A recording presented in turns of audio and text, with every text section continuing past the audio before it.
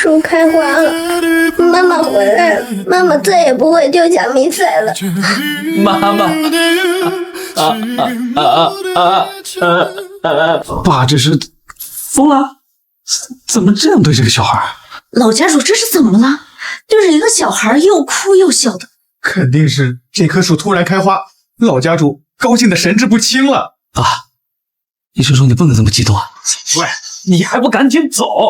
我爸要是出了什么事，你负得起责吗？谁让你这么说话的？她是你们奶奶。什么？你不是在实验室吗？这是什么地方？那个给小小姐举平板的是谁啊？沈家司机的孩子，2年前爸妈都没了，沈家看他可怜，收留了他。我竟然穿到了一个小孩的身上，而且这家人也姓沈。下一个，现在是哪一年啊？2025年啊！我叫你快翻，我要看下一个。2025年，居然已经过去60多年了。你是没听见我说话吗？看什么看？我叫你快翻，我要看下一个。自己的事情自己做，宣导老师没教过你吗？那咋啦？你吃我家的饭就要顺着我。你看看你，骄奢淫逸，好逸恶劳，哪有一点新人带小孩的样子？站起来！这孩子疯了吧？我让你站起来！青少年就是7、8点钟的太阳，要有理想，有道德，有文化，有纪律，做到了吗？五讲四美是哪五讲哪四美？你背给我听！爸爸，我要爸爸！小小姐别哭了，你今天怎么回事？还不给小小姐道歉？孩子不能娇生惯养，犯了错自己认错，自己改。温室里养不出好花。你一个司机的小孩竟敢叫着我大侄女！二叔叔，放心，二叔叔给你做主。之前是看你能陪果果玩才把你留在沈家，你别给我不知好歹！你干什么？流里流气，一副流氓腔调，不知道还以为是老牛成精了呢。你这小孩，我今天非得好好教训你一下。怎么样，怕了吧？我二叔叔可是混的，你完蛋了！身体发肤受之，弄虚作假，我还没见过刺青反光的呢。原来是贴的，我今天非得把你打得屁股开花不可！你这么做什么？我怎么动不了？二叔叔，你怎么不动啊？二叔叔，你可别死啊！点了你几个穴，把你定住了而已。等我收拾干净你2条胳膊，就给你解开。还好当年和研究院里的中医学了几招。你这死小孩，我要告诉我哥，让他家法处置你。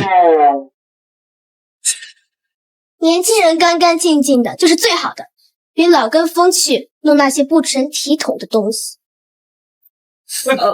痛！你现在可以解开我了吗？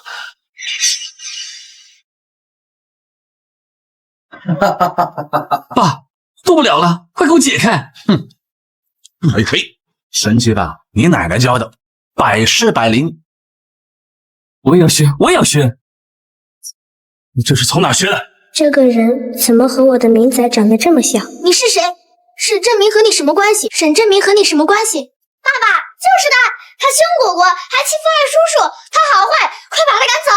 哥，他不把我和果果放眼里就算了，现在居然这么没大没小，敢直呼爸的名字，你赶紧收拾收拾他。沈振明是你们的父亲，那你俩岂不是我的？明仔呢？他在哪？你怎么会知道我父亲小时候的乳名？这名字除了家人，外人绝不可能知道。说，你是从哪儿听来的？因为……哎呀，哥，这有什么好奇怪的？说不定啊，就是哪个爱嚼舌根的亲戚提了一嘴，被这傻丫头记住了呗。以后不许这么称呼我父亲。带小姐下去休息。明仔现在情况怎么样？身体健康吗？我们沈家今天设家宴的原因，想必大家也知道，我父亲病重，他想在他意识还清醒的时候，再见亲朋好友一面。明仔生病了，我的明仔那么活泼可爱，怎么就病重了？明仔在哪？我要见他！你是什么东西？我爸是你说见就见的吗？我是明仔的妈，你们的奶奶。我是明仔的妈，你们的奶奶。你在胡说八道什么？你个小疯子没完了是吧？我们家主的奶奶可是上世纪杰出的化学家，为国家做了不少贡献。你个小孩怎么这么侮辱她？你要是再敢辱没长辈，我就把你送回福利院。保安，把他带走。我今天必须见到明仔。你们怎么搞的？连个小孩都抓不住！哎，那可是爸最宝贝的树，你怎么搞的？你知不知道这棵树对沈家有多么重要？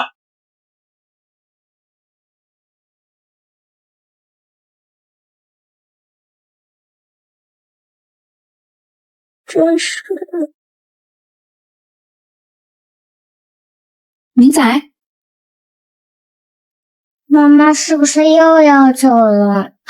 但是妈妈给你带了礼物，这是什么呀？上面还有我的名字。这是妈妈新研发的品种，等妈妈研究出能让这棵小树开花的东西，妈妈就回来了。真的吗？妈妈一回来，小树就会开花。所以妈妈不在的这段时间里，明仔要和这棵小树一样，好好长大哦。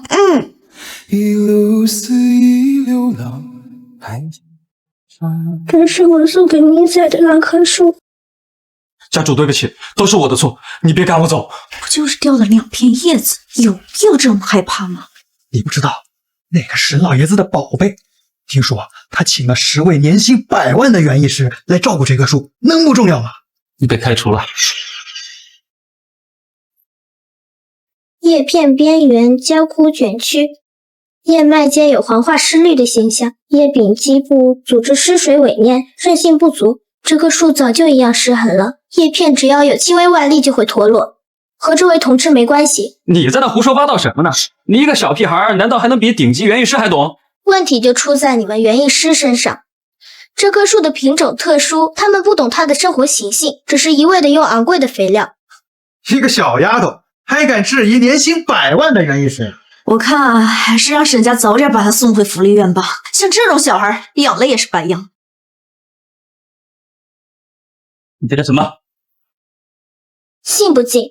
我不仅能让它活得更好，还能让它开花。开花？我爹养了这棵树几10年，从来没见它开过花，它就不会开花。沈家怎么会生出你这种傻孩子？你没见过，不代表它不会开花，只需要50毫升 K59 营养液就可以。什么东西？我怎么没听过？这是我奶奶生前研究的最后一个项目，后来因为意外，所有的资料都没有保存下来。你是怎么知道的？你是怎么知道的？什么？就算资料没保存下来，当年我沈兰的组员呢？他们那年的意外让研究院无一人生还。怎么会？你还没有回答我，你是怎么知道 K59 的？这件事除了我父亲和我，几乎没有人知道。谁告诉你的？他肯定是听爸说的。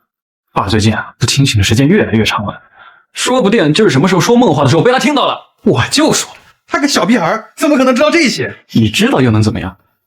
听说个名字就拿出来臭显摆。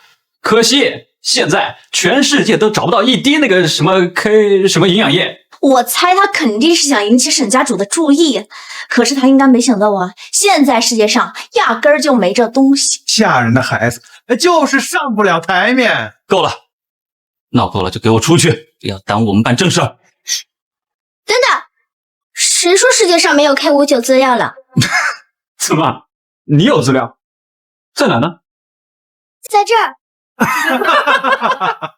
哥，你听见没？他说 K59 的资料在他脑子里。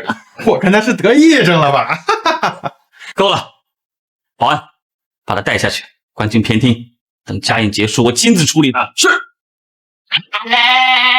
磷酸铵氢钾可用，但钾含量偏高，需中和。硫酸铵氮源可以，但杂质偏高。硝酸钙溶解度好，还有硼砂。做个基础版的 K59 营养液够用了。你要干什么？基础 NPK 比例必须精准，以硝酸钙提供硝态氮和钙离子，硫酸铵提供氨态氮和 NPH， 硼砂调节开花关键酶活性。哥，他在这叽里咕噜说什么呢？我怎么一个字儿都听不懂啊？目标 EC 值控制在 1.2 到 1.5 毫西门子每厘米，搞定。哎，不可以！你疯了！这里不是你过家家的地方！他分明在胡闹！这一呼叫下去，这树不死就是奇迹。就是老家主身体本来就不好，这树要是死了，怕是……你不愿意走，那我就亲自带你出去。放开我！明仔，你放心，妈妈回来了，一定会帮你治好树。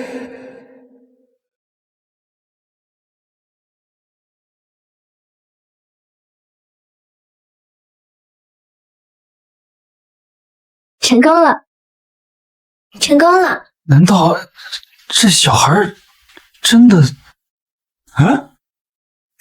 我就说这一壶浇下去，这树得死吧？这叶子都掉光了。这是怎么回事？是你，都是你把树害死了。这棵树的习性就是这样，开花前先落叶，5分钟后花就会开了。一派胡言！我们沈家待你不差，你为什么要3番5次的捣乱？我没有捣乱，5分钟后就会见分晓。你就是在拖延时间。5分钟后，你肯定又有别的理由。你既然养在我们沈家，我作为沈家家主就有权惩罚你。你想做什么？老爷，大事不好了！怎么了？老爷您的树死了。什么？妈妈留给我唯一的衣服也死了，我就没什么念想，我也没有必要赖在这个世上不走了。妈妈，明仔好想你，明仔要来看你了。老爷，您别这么说。小白们都来了吗？都来了。扶我过去，见他们最后一面。你想做什么？来人，上家法！来人，上家法！这就对了，早就该好好教训一下他了。就该让他好好长长教训，让他知道什么该说，什么不该说。要我说呀，弄死家主这么重要的树，打死都不为过。家主，这就是沈家的借棍吧？沈兰，你今日屡犯家规，犯下大不韪，妄称尊长，亵渎先祖，毁家败物，背逆纲常，按家规第7条，当杖31正门风。你如此是非不分，怎么能做好沈家的家主？也在教我哥做事。哼，家主要罚你，你就得受着。谁让你定罪的？沈家什么时候有这种封建规矩？按住他！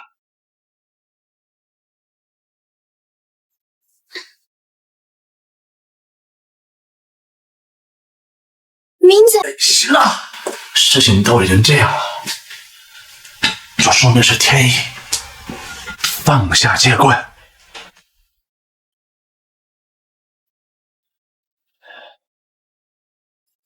爸，对不起。今天这场家宴，是我想临终前再看看各位小辈们。我的明仔，怎么一下子从活泼可爱的孩子变成了一个白发苍苍的老人？爸，你说什么呢？你身体好着呢，提什么临终不临终的？我已经活了70多年了，我也活够了，只是希望没有辜负当初母亲的期盼。老家主，您把你母亲留下的公司发展的这么好，她要是知道了，一定会非常欣慰的。我走的时候，你还那么小，你一个人长大，还把沈家打理得井井有条，你一定很辛苦吧？都是妈妈不好。如果听他就好了，我可以再见到我的妈妈。等妈妈研究出能让这棵小树开花的东西，妈妈就回来了。我记得他离开他的回忆，重复的活着。怎么会？花开了，是妈妈回来了。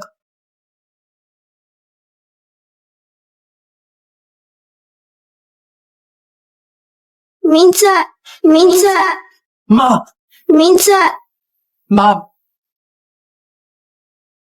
妈，你怎么才回来？明仔，好想你呀！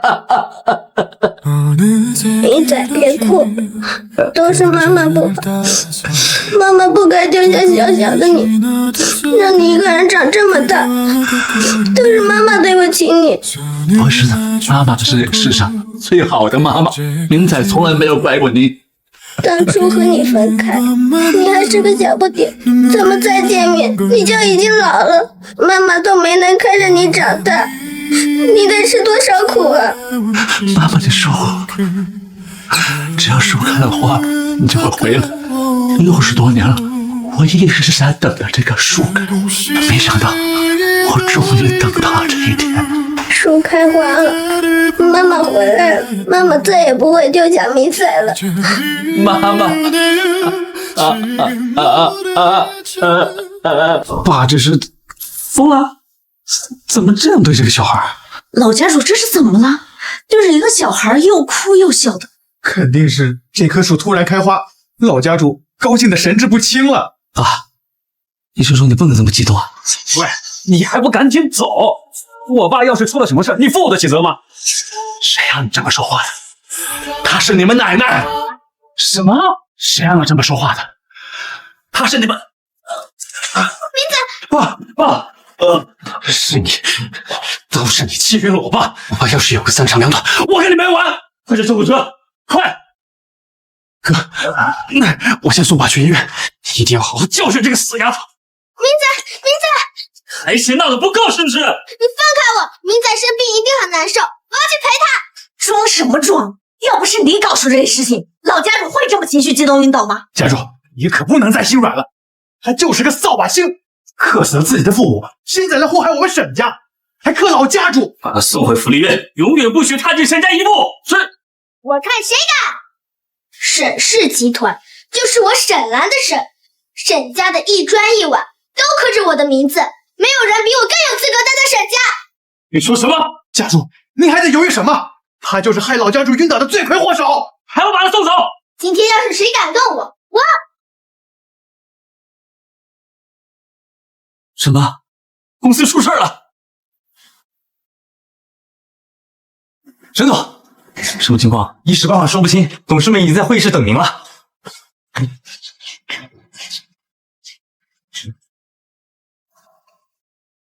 怎么又是你？明仔昏迷，公司又突然出事，你能力不足，我信不过你，我要亲自替他稳住公司。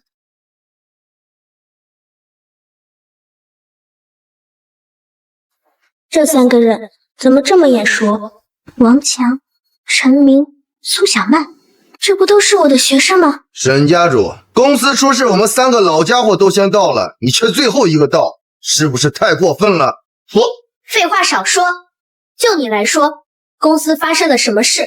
具体到时间点、诱因、事件量级和核心问题，给你1分钟概括。老师，这可怎么办啊？老师，你来说，事件到底发生了什么？具体到时间点、诱因、事件量级和核心问题，给你1分钟概括。他问话的方式怎么跟老师一模一样？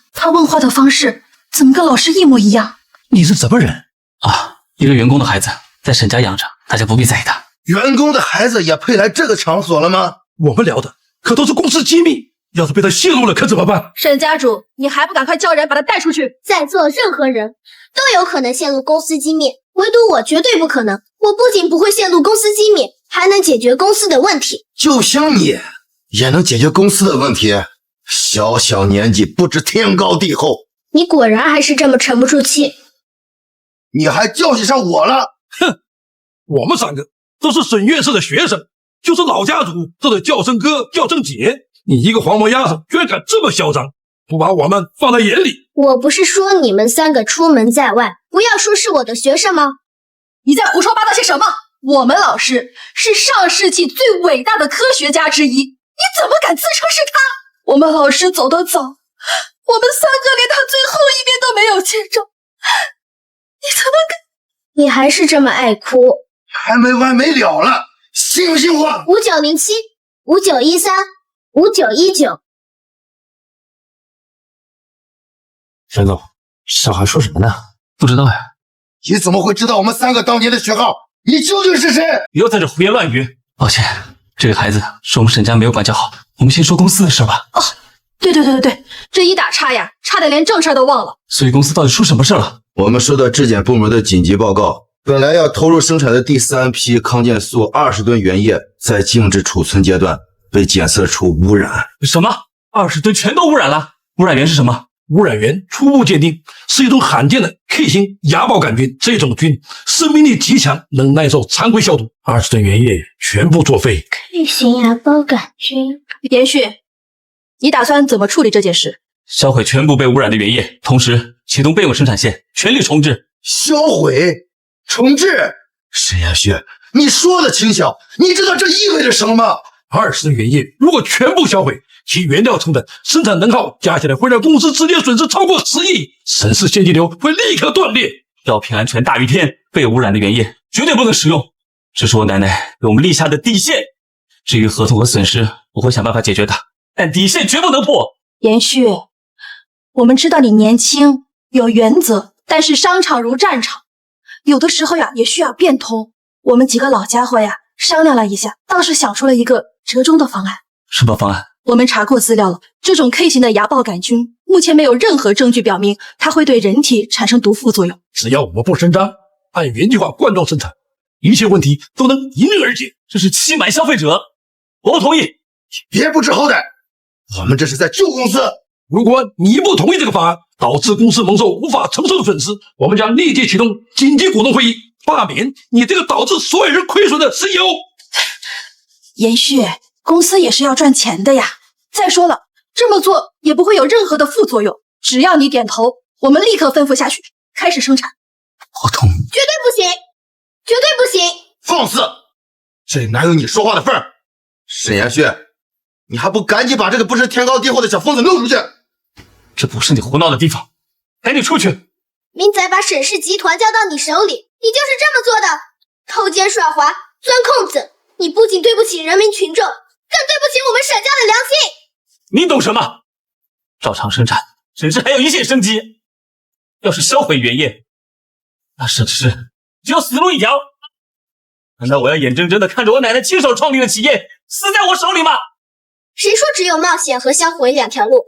我偏偏要走第3条路。什么路？我有办法救回那些原液。黄口小儿，信口开河，小小年纪就会说大话了。我倒是想听听一个6岁小孩能说出什么妙计来拯救价值10亿的原液。我们3个专业的老家伙都束手无策，你能有什么办法？ K 型芽孢杆菌虽然生命力强，但它们有一个致命的生物特性。什么？就是它能依赖钙离子稳定的芽孢外壳结构，只要根据这个特性配置针对性的3元除菌剂即可。所有原液都被污染了，这可是救命药啊！导师，你快想想办法！只有一个办法了，想办法配置3元除菌剂。真的可以这样吗？之前从来没有人这样做过。那我们就当第一批这么做的人。我们真的成功了！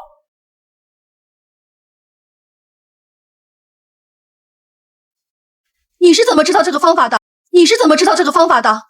还能怎么知道的？他生活在沈家，很容易就能看到老师留下来的资料，知道个名词就敢拿到这里来显摆。这个方法可操作难度有多高，你知道吧？每一种试剂配比都要精确的毫克，否则不仅不能除菌，所有原液都会因此而彻底报废。我们当年在老师的指导下都配比失败了，只有老师的那一份勉强能用，就凭你一个6岁的小屁孩，你知道什么是具体配置吗？哼，简直天方夜谭！看来这么多年，你们真是一点长进都没有。我当年真是白教你们了。下面我说的每一个字，你都听好了。原模原样传达给实验室。我们沈总凭什么？原液预热至45摄氏度后，取 0.005% 苯扎氯胺溶液，3%氧化氢溶液，0.1摩尔 EDTA 2钠盐溶液，以98:1:1的比例依次加入，处理30分钟后，用格莱氏染色剂检验，让实验室按我说的做。什么乱七八糟的？照着你说的做，那是纯属浪费时间。你可别跟着他胡来啊！试试又不会有任何损失，这是你最后的机会。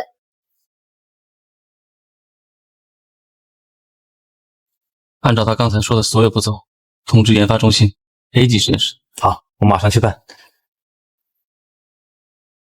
你疯了吗？你竟然真的轻信一个来历不明的小疯子的话？简直是胡闹！这么紧急的关头，还要为了他瞎话浪费时间？半个小时出结果，到时候就看看我是不是在浪费时间。哼！沈总，实验结果出来了。沈总，实验结果出来了。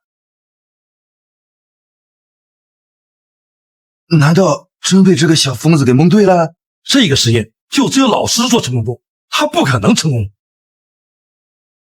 你自己看，这怎么可哼，能？我就知道你个小屁孩怎么可能跟老师一样厉害，还害我们白白浪费半个小时，简直拿我们当好耍！不听老人言，吃亏在眼前。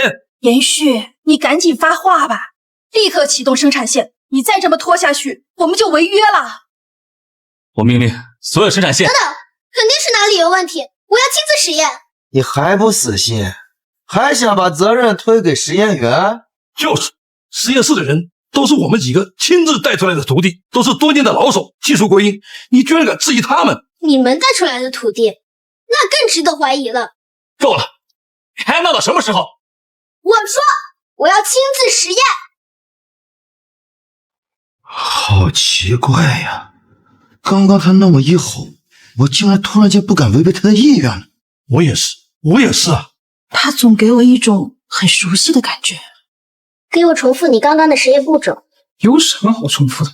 我都是按照李助理传达的步骤做，失败就是失败啊。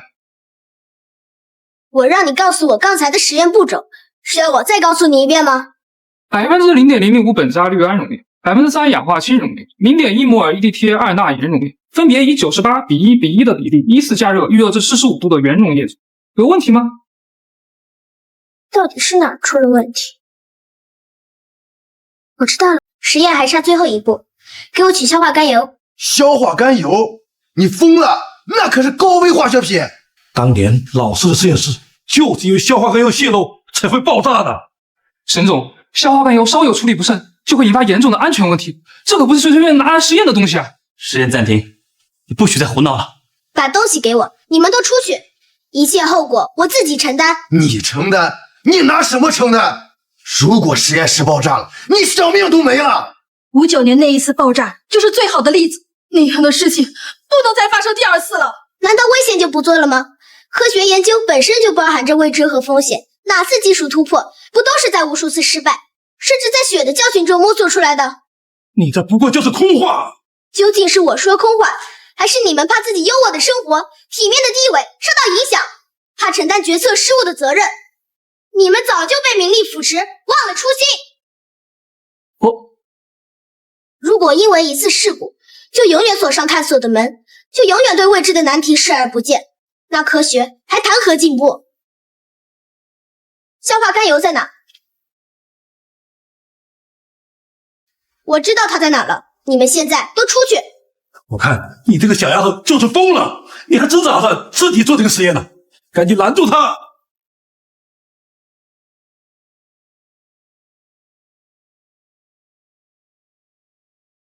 我让你们出去！你等下后悔都没机会了。我沈兰永远不会后悔，给我10000次机会，我也会选择做这个实验。走，他要找死，别拉着我们！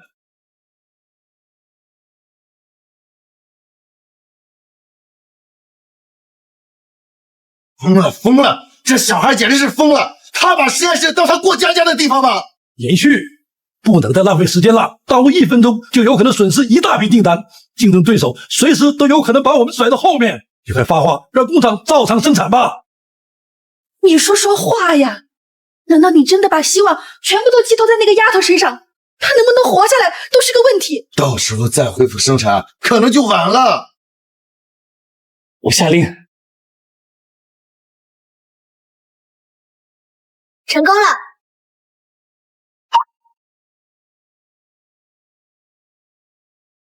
荷兰试剂检呈阴性，原液确实成功提纯了。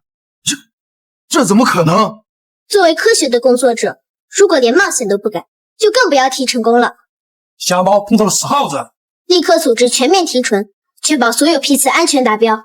等等，提纯是成功了，那其中的损耗呢？他要花费的人力、物力、成本还没有算呢。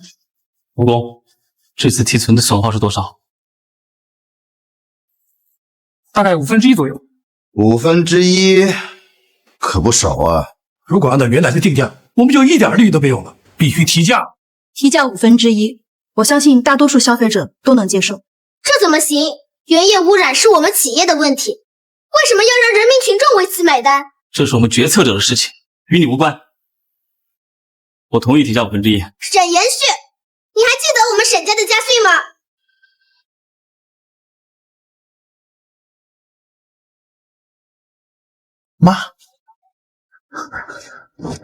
妈，我不在的这些年，你是怎么教育你的孩子的？妈妈，爸，您怎么了？我妈呢？奶奶，她不是都去世几十年了吗？就是一直养在我们家的那个孩子，人呢？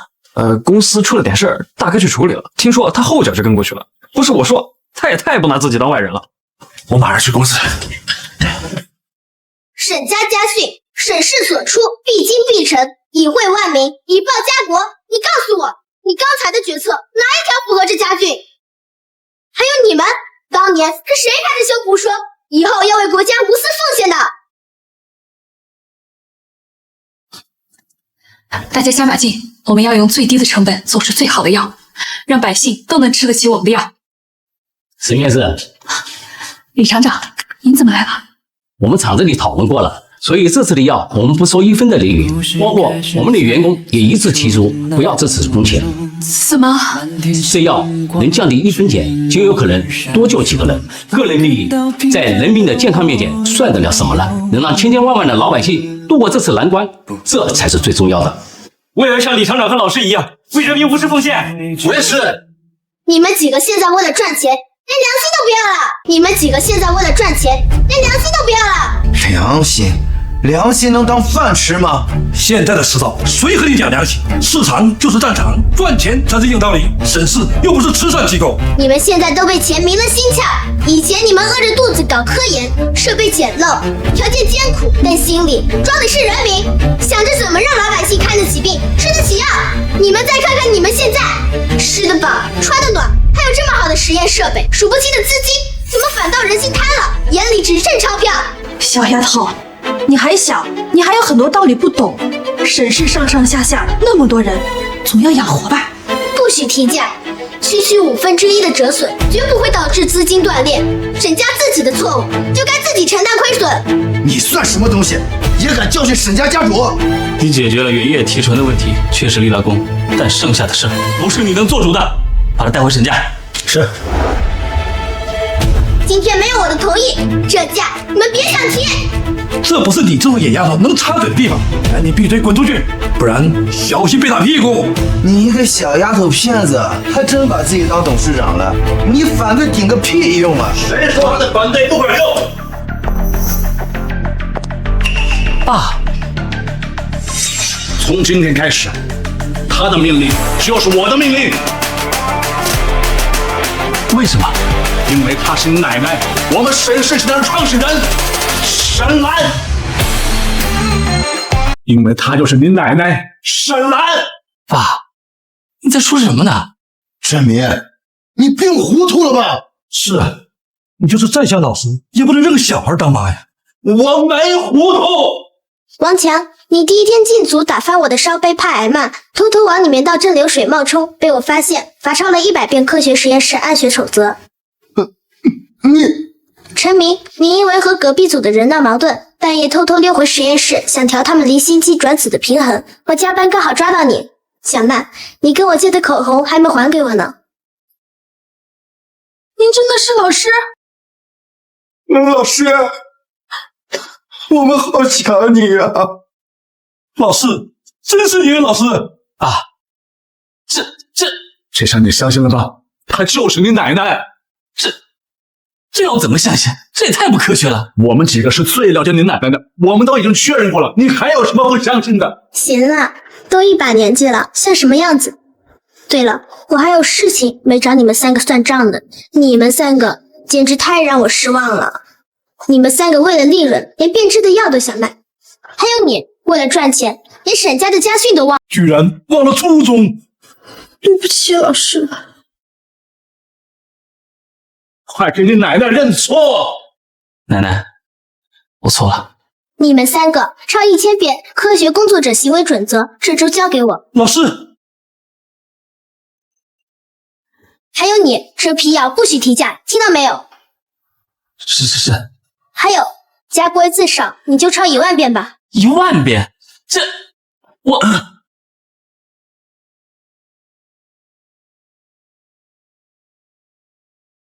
哦，你出事了！老师，我真没抄袭，这次论文真是我自己写的。你家长很快就来了，你现在狡辩没有用。桑老师，是你？赵凯，你放心，这件事情我肯定给你一个交代。我们学校对论文抄袭绝对是零容忍。老师，你的意思是我抄了他的论文？这怎么可能？他这1个月连寝室门都没出。沈枫叶，你怎么能污蔑我？为了这篇论文，我每天早出晚归，泡在图书馆。你不能因为怕又被言毕，去抄袭我的成果吧？你胡说八道什么呢？沈枫叶，老师，你看他在你面前都要打我了，私底下因为这件事儿威胁了我好几次，我实在没办法才来找您的。哇，你的狗屁！曾老师，沈枫影的家长来了，请进。你怎么来了？你是沈枫影的家长？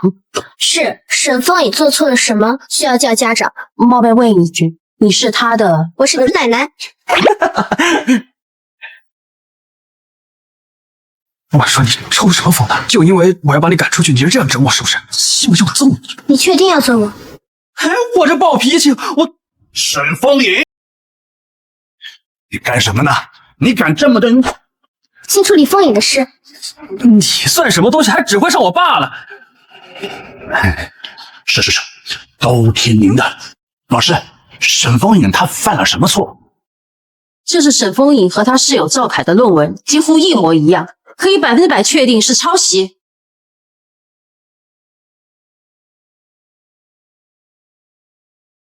逆子，你竟然敢抄别人论文！我们沈家人光明磊落，怎么会出你这个歪料？怎么会出你这个歪料？不是，真不是我。你要不想练，咱们退学。我们沈家丢不起这个人。你快住手！孙老师，学术抄袭可不是个小事，更要找证据。既然是一模一样的论文，您怎么确定是我家孩子抄袭呢？您怎么确定是我家孩子抄袭呢？这还用确定吗？沈枫影平时的行为举止就不像个学生样，逃课挂科常有的事，因此延毕了好几年了。但赵凯是个老实孩子，平时也没有什么出格的事情。是啊，这不明摆着是沈枫影抄袭我的论文。你贸然打断老师说话，是不是太没礼貌了？您仅凭2人的行事作风，连基本的调查核实都没有，就断定是我家孩子抄袭，您不觉得您的判断太过草率了吗？话也不是这么说的。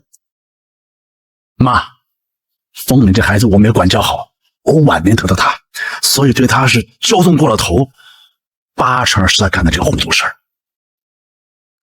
我们沈家的人骨头里刻着正字，脊梁上顶着橙字，绝不会做出偷盗的行为，所以我敢肯定，枫影绝对不会抄袭。他居然愿意相信我。小妹妹，你说沈枫影没有抄袭也要找证据，不是你说他没抄袭，他就没抄袭。当然有证据，把论文给我。证据就在这篇论文里。这可是化学专业的论文，你个小孩看得懂吗？年轻人说话放尊重点儿。他研究化学那会儿，你爸妈都未必出生。你个老登说什么呢？你再骂一句试试。这种东西也能拿来当论文？你什么意思啊？这论文怎么了？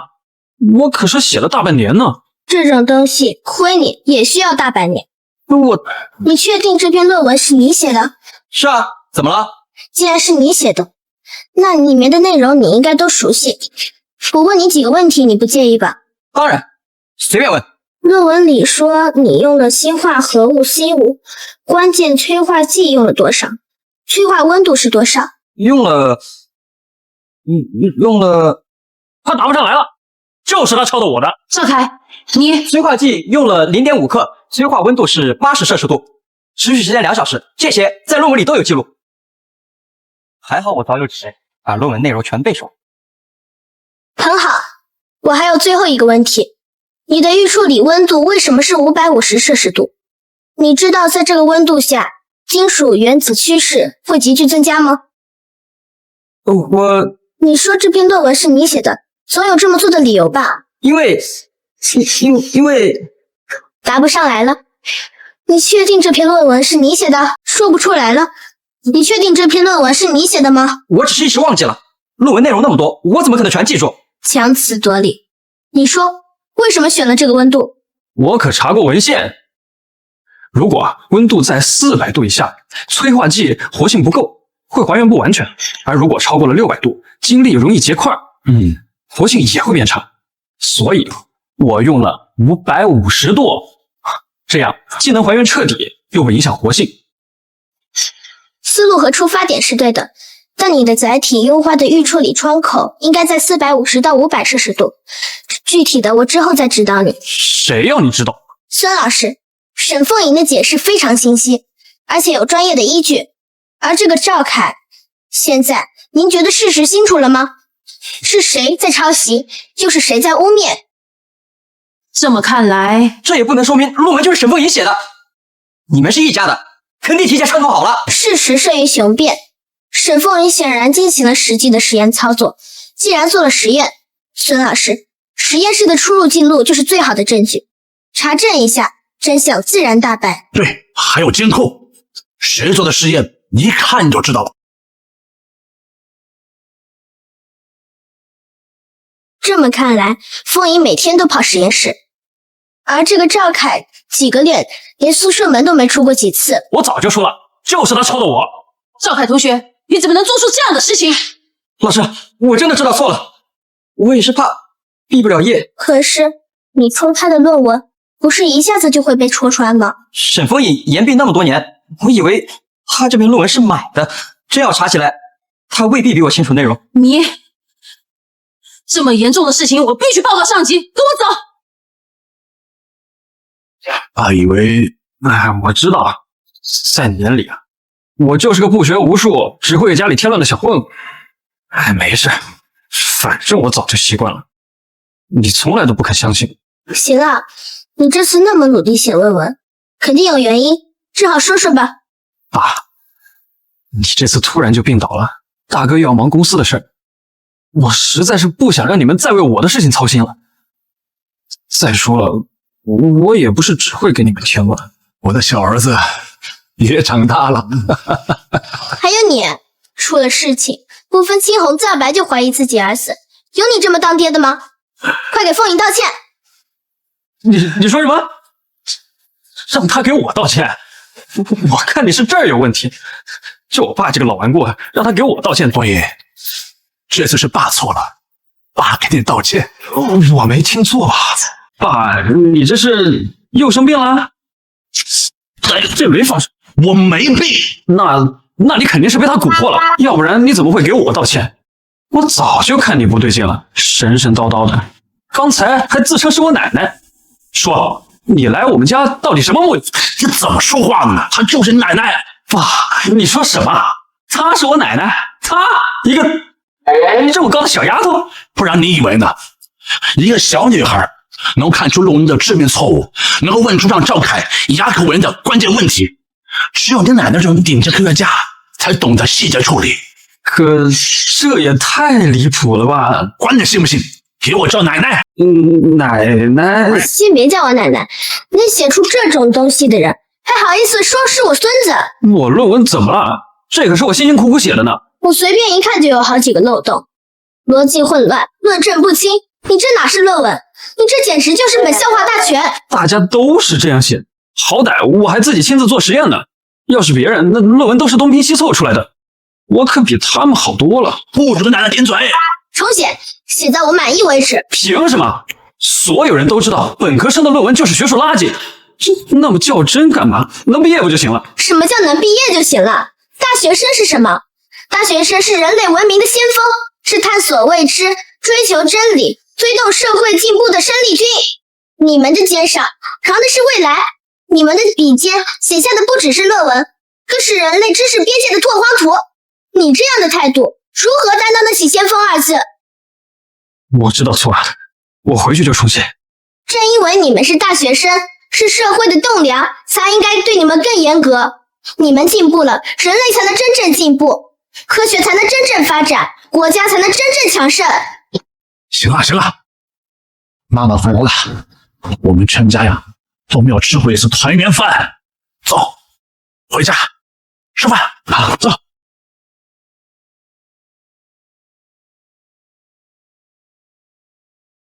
那不是我吗？